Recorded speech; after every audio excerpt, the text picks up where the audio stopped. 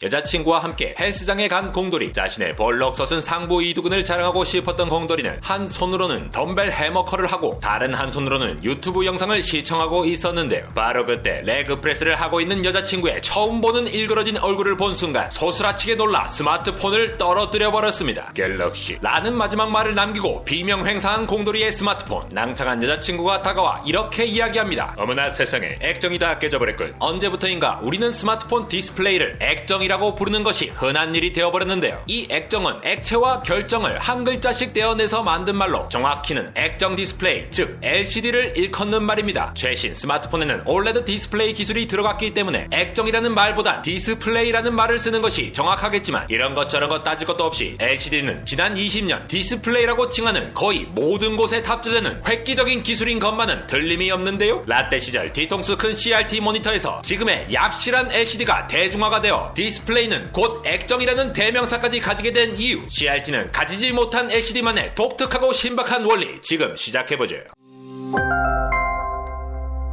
인류를 100년이 넘도록 지배했던 디스플레이 Cathode Ray Tube. CRT는 1897년 독일의 물리학자 카를 페르디난드 브라운에 의해 발명되었던 음극성관을 말하는 것으로 일본어에 정착된 단어 브라운관이라는 명칭이 한국에서도 사용되기도 하였습니다. 70년대 중반, 그때도 디스플레이 전자제품을 잘 만들고 있었던 LG, 당시 금성의 CRT TV는 지금으로 치면 서울에서 수영장이 있는 집에 사는 것과 같이 라떼 시절 금수저를 상징하는 대표적인 상품이었는데요. 저보다도 연배가 높으신 행님들은 기억하시겠지만, 라디오로 중계 음성을 들을 수 있었던 것만으로 감지덕지하던 시절, 한국 레슬링 신화 김일 선수가 박치기로 후려갈기는 장면을 TV 화면에 나타내게 함으로써 사람들의 두 눈을 후려갈겨 모두가 뿅 가게 되었죠. 김일 선수가 상대 선수를 박치기 하듯이 실제로 CRT의 원리는 바로 이 후려갈김에서 시작합니다. CRT의 화면 부분에는 형광체들이 발라져 있는데요. 사람을 때리면 아야! 하고 소리를 내듯이 이 형광체들을 자극시키면 빛을 내게 됩니다. 어떤 애들은 때리고 어떤 애들은 때리지 않음으로